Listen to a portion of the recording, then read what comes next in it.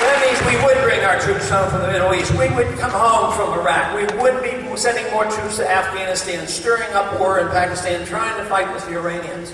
But we'd do more than that. We're broke. Our national debt's going up $2 trillion this year. We're broke. We don't have the money. We can't borrow much more. Matter of fact, the foreigners are lending us money a lot slower these days, but we're printing the money.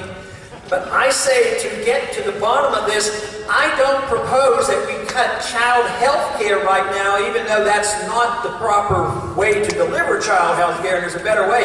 But I say, don't go after child health care or the elderly, care for the elderly.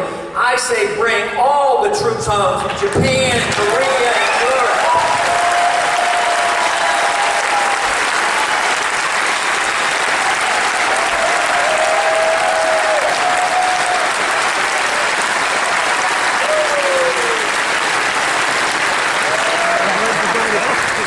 Whether it is domestic spending or foreign affairs spending in the military, none of it could happen if you had sound money. If they had to collect every penny they spend on the welfare state and running our empire, and they came to you and taxed you, your tax would be 50 or 60%. Who knows? The revolution would get a real boost, I'll tell you that. Because the people could pay it and would pay it. So it is nothing more than deceit. It's the use of a technique called counterfeiting, and it will lead to destruction. We have now brought the financial system down. The financial system is in chaos and continues to be. This nonsense that it's over with is just that. It's nonsense. But the next shoe to fall is not just maybe commercial property and a few other things. The next big thing to fall is the dollar. You just can't print dollars the way we are and maintain the dollar, and the collapse of the dollar will be a mixed blessing, because I think what will happen is the continuation of the loss of credibility in Washington will, be epidemic. Nobody will believe anything they tell us anymore. And also they will say, if you're sending us checks that bounce, it's about time we quit sending you any money at all.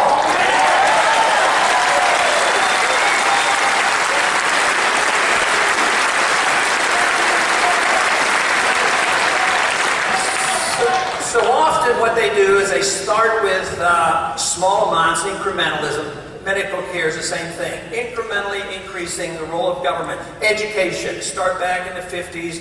Before you know it, they totally control our schools, and now they're moving up from 65% control of medical care to even more.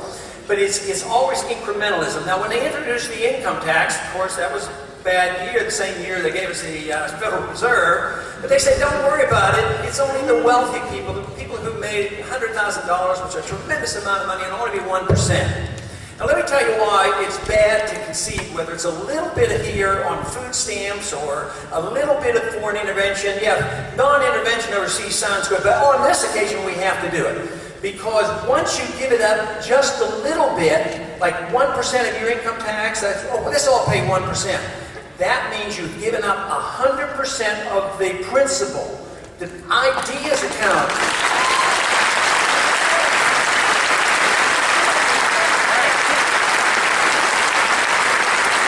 That's why it would have been real nice if they had put it in the Constitution that we could have no deficit financing. But once you can have a little bit, you can have a lot. Once you can print a little bit of money, they print too much. But the good news is the credibility has been lost already to a large degree. People are sick and tired of what they're getting, and I say that is good news, because they're directing their attention to Washington and their representatives in Congress, and I think that is very healthy. But we still have a long way to go. Where I'm optimistic is when I go to the universities and talk to the young people and go around the country, because something is indeed stirring. It's very important that we know and understand what liberty is all about. But it's very important also that we understand that in Washington, we haven't gained a whole lot yet. We're still losing most of the votes. And unfortunately, even when we finally, as Republicans, got control of the House and the Senate and the presidency, sadly, we didn't do a very good job.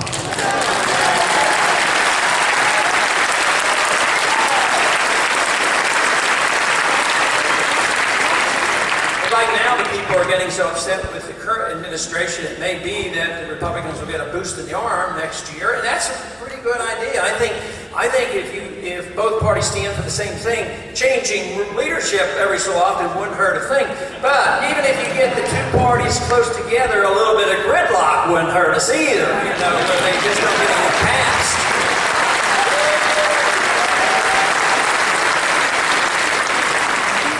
But you know, in foreign policy they scare us, and economic policy they scare us, but after 9/11, it was a disastrous time, and there were reasons for us to be deeply concerned, and I don't want to belittle that. But it was also an opportunity for the people who love big government. They like to take advantage of these issues. The Patriot Act was around a long time before 9/11. They never could get it passed, but once there was a crisis, boom, the Patriot Act, over my strong objection, was passed within 24 hours without really debating the issue.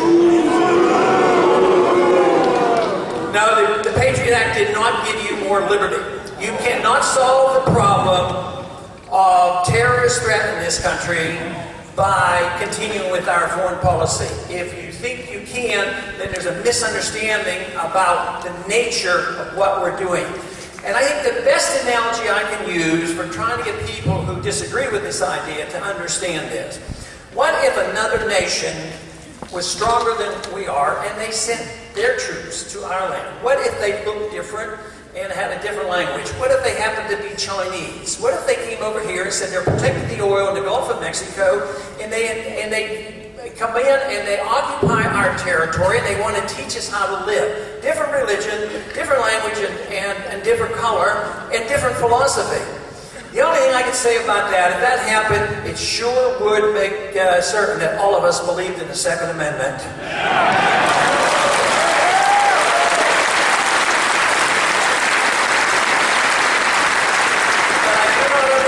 How people think that we can do that to other countries and not have the same reaction.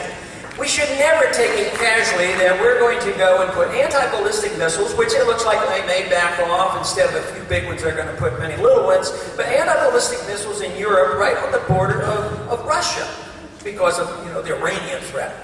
That is bogus, let me tell you. But what if the Russians came in Canada or in Mexico and put anti-ballistic missile, let's say in Mexico, because I can make an appropriate analogy. The Russians are putting anti-ballistic missiles in Mexico because they're afraid the Americans will launch missiles and hit Venezuela.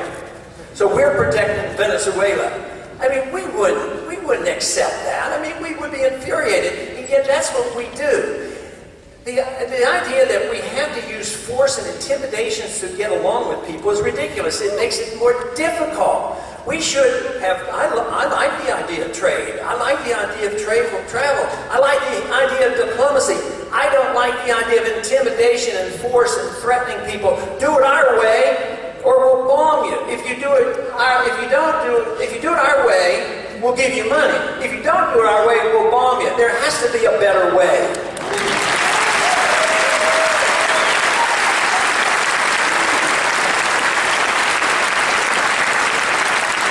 Personal liberty is under attack. Under war times, it's always worse because everybody is frightened, and therefore you have to give up your liberties because you have to be patriotic.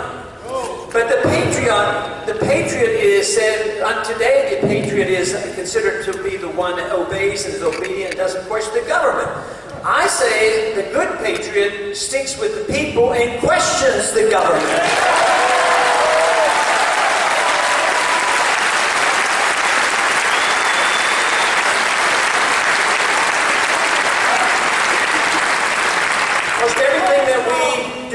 We approach with an authoritarian attitude.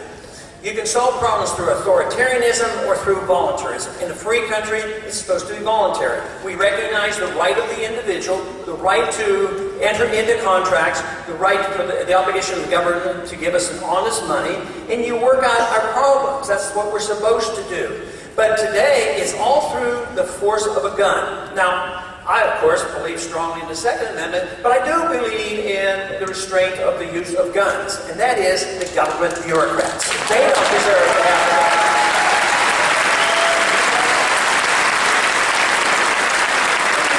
There's approximately federal employees that carry a gun to enforce the laws. They're getting frightened about what's happening in this country. But the whole thing is they're not supposed to have any federal policemen. The police are supposed to be local. They're supposed to be here in our communities.